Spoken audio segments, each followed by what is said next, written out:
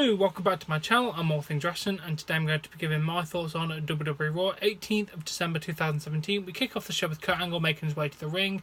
He talks about the indecisive match last week, trying to crown a new number one contender for the Universal Championship. He then is interrupted by Braun, who said he should be chosen, and then Kane comes out and he's like, I've been unstoppable for 20 years, I should be chosen. Then Paul Heyman comes down and says, how are you picking a number one contender? The champion's going to come out and give his opinion. Brock comes out, and then Kurt says it'll be a triple threat match at the Royal Rumble. They all circle each other. Brock enjoys a chokeslam and then gets Kane on his shoulders. F5. Brock leaves the ring, stands on the apron. Brock heads to the back and does the Brock bounce on the stage. Kane sits up and then stands in the ring. That was a decent opening segment, to be fair.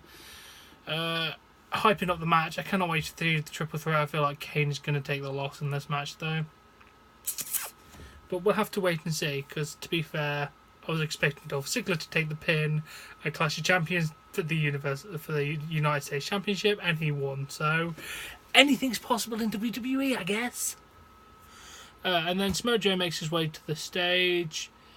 Oh no, I missed a stop there. Jason Jordan. His music plays instead of Samoa Joe's because Seth was looking to face his opponent Samoa Joe. Jason's like, I'm gonna beat you. I'm gonna face you.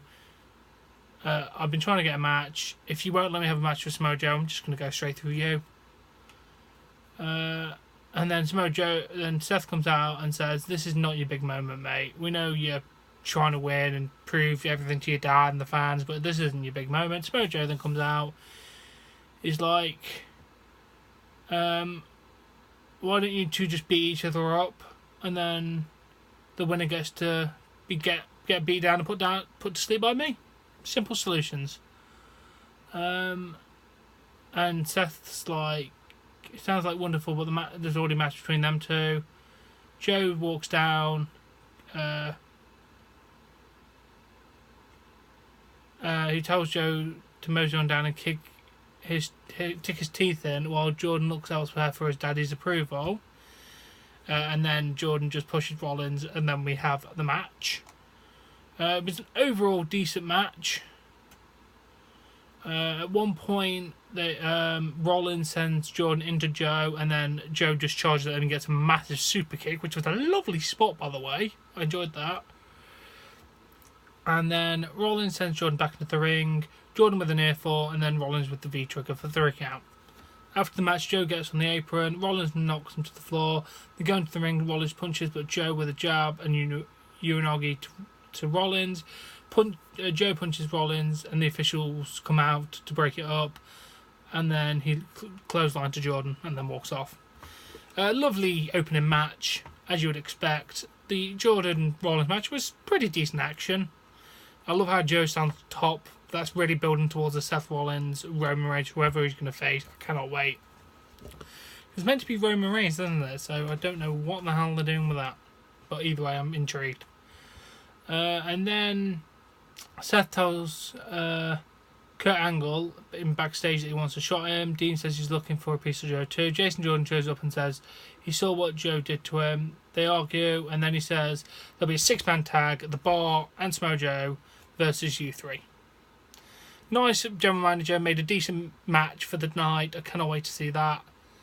Overall good. And then Bray Wyatt appears in the Titantron and talks about Matt Hardy. Says he's got a child's laugh. If Matt wants to continue his little chess match, he's ready. He will play by the rules. The Great War must end, and he tells Matt to run. It was overall good promo. Some of the best promo Bray Wyatt's done in a while, to be fair. I'm intrigued. Matt Hardy's segment even better later on. I'll explain it. Cannot wait. Then we have Finn Balor versus Kurt Angle and Bo Dallas in a handicap match. Balor knocks Axel off the turnbuckle. Bo stops Balor from hitting the coup de grace. Alex and Bo attack Balor, and the referee calls for the bell. Finn Balor wins by disqualification. I'm kind of glad they did it that way, because it gives them kind of a bit of momentum, because they beat him down. But they don't look as weak, so that's kind of good. After the match, they attack him, and then Hideo Itami runs down for the save. Yes, Hideo Itami is finally fucking here after so long. We go to commercial, then we have a tag match when they get back. Hideo Itami and Finn Balor versus Curtis Axel and Bo Dallas. Hideo gets Axel up and hits the GTX for the 3 count. Overall, decent match. Nice to see Itami here, even though he's going to be on the Cruiserweight division, but he got his main roster match with Finn Balor, so that's a massive rub to the dude. So that's good. Then Renee Young was with Cedric Alexander. He said he wants to beat Enzo and represent 205 Live, and he will not be overlooking Drew unless he is standing over him with his hands raised thinking about his title match. Good promo. Cedric Alexander is a decent talker, so I enjoyed that. Then Enzo Amore makes his way to the ring with Drew Gulak. They were talking about the new Star Wars movie. Enzo actually hands his mic to Drew. He talks about the special edition of Drew's plan for about 205 Live. The Enzo Amore tribute edition of... And then Cedric Alexander interrupts the PowerPoint presentation because he's annoying. I like the presentation, actually. And it's pronounced presentation. It bothers me. But I'm going to say how he does because it's a dramatic effect. During the match, Enzo Amore, who was on commentary, left, distracting Drew enough for Cedric to pick up the advantage with the springboard clothesline and then a lumbar check for the 3 count. So, nice ending. I like Cedric Alexander winning. Please just let him have the championship because Enzo Amore is getting really boring now, to be honest. Then Enzo's in the back. He sees Nia and they start. Enzo says he got into the DM. Nia says she thought that she could finish the conversation. Nia mentions Drew, and then Enzo says that Drew's not his friend, and he just works for him. Nia stops by. Drew stops by, and his nose is bleeding. And he has a tissue in the nose. He says, "I let you down. I let you down." They need to talk about it. He says, "Yeah, it's fine. Just go and take care of yourself." And then he's like, "No, I need to work on this." And Nia's just like, "I'll talk to you some other time." And then he's just like, "You screwed up a lot of things, Drew. You screwed up a lot of things." And walks off. I'm not surprised. He was a little bit pissed. He was trying to get laid. Drew, you stopped him getting laid. Come on, man. You cock-blocked him. And then Alicia Fox mentions that Paige and her fangirls ruined her match against Asuka. Lightning will not knock strike 5 and she will end the undefeated streak. If she loses, she will freak out. Asuka versus Alicia Fox. And naturally, crossline breaker, Alicia taps out. Asuka wins because they ain't ever going to end this undefeated streak to bloody Alicia Fox, are they? And then we go to the 6-man tag. Rollins, Ambrose and Jason Jordan versus The Bar and Samoa Joe. During the match, Ambrose does a suicide dive onto them. Looks like he's got injured, so he gets taken out. Rollins is rolled back into the ring. Sheamus with a bro kick for the 3 count. It was an alright match.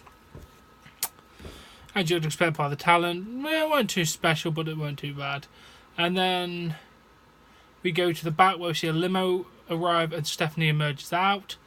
And then we go to the best segment of the night. Matt Hardy is playing chess and he hits checkmate and says, "It's like the Battle of Loo of Water, where your horses were eradicated. We live and learn." We see that Matt is talking to his fish Napoleon.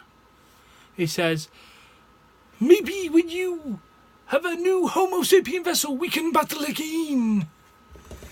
The vast grounds of the WWE are a battleground. Every move must be precise.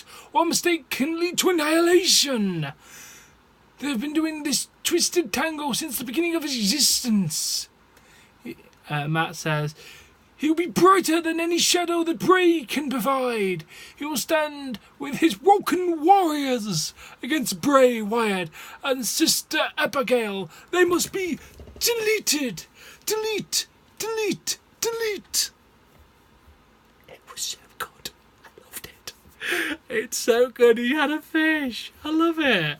I'm sorry, I have to do the Broken Mahoney stuff, but yeah, I love it. Absolutely amazing. And then Dean has been checked on the back after the match, and then Sheamus, Cesaro, and Joe attack both Rollins and Ambrose, and then Joe tells Seth they are never safe, and he drops a case onto Dean's arm. Lovely backstage attack. Gonna definitely hype up. They're gonna be having like a massive 6-man tag at Royal Rumble or something like that. They're gonna be a big massive blow off for this in there. And then we had the Revival return tonight against Heath Slater and Rhino. Slater punches Dawson, Wilder tags in and they hit the Shatter Machine for the 3 count. Alright match. Hate what they've done to Heath Slater and Rhino because I loved that tag team, but overall, not too bad. Then Stephanie is talking to Kurt Angle, and then Slater and Rhino are talking about. Kurt says, "You need to toughen up, or you're not going to get any opportunities next year." And then Slater's like, "I can't get fired. I have kids. It's Christmas." Rhino says that they need to toughen up. Slater wants to know if this is going to hurt. Hopefully. But yeah, good segment. I enjoyed that. Then Elias is in the ring. He has a song for everyone. He vows to win the Royal Rumble. He has a song for his good old friend, Roger Golden. Sasha interrupts, makes way. He thanks Sasha for joining so he can do his thing. Mickey Jameson comes out. And he's like, maybe we get a duet. And then Elias says a woman to walk with Elias and then say he can jump in and join him. Bailey interrupts and Elias has had enough.